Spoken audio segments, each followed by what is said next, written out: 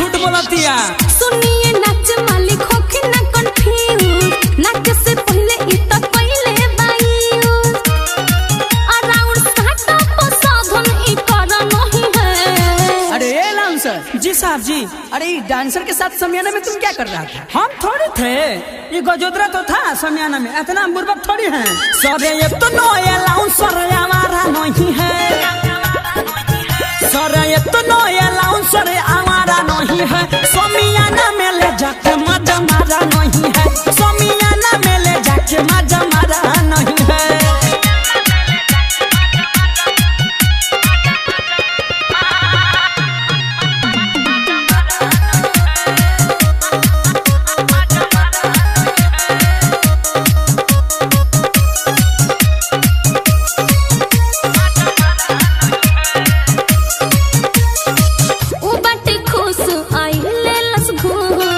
अभिले दर्द करता दुनु गागल, सच कहता निया बात रउआ माने, देखिए सर माटी लहंगा में लागल। सर हम सही कह रही हूँ ना सॉरी लबराई के कहतिया। ठीक से नहाना चत रहे आज के साटा पर, एही से ना खराए कर उतरले बा।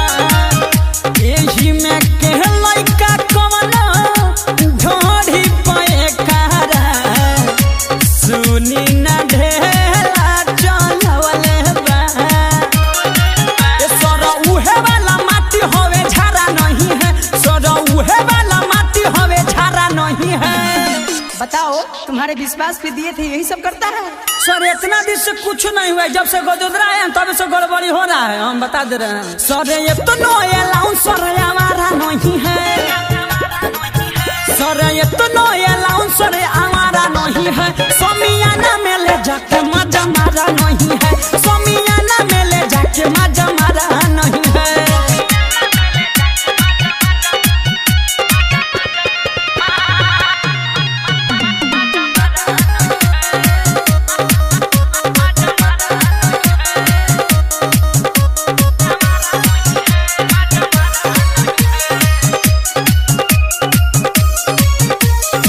लोहा छुआई क्रिया खियाई इहो बाटे सर एकर अनुसाथ है।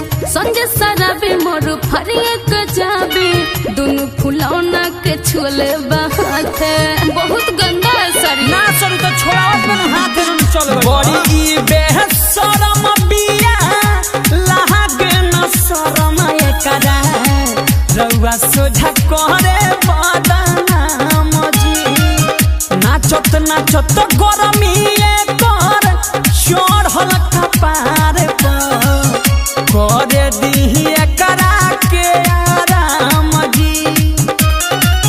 ससिलाले शुभम के रवा खड़ा नहीं है, ससिलाले शुभम के रवा खड़ा नहीं है। अब विश्वास हुआ नहीं है, देखे तो रवा छोड़ के खाली लबरई बोले ले।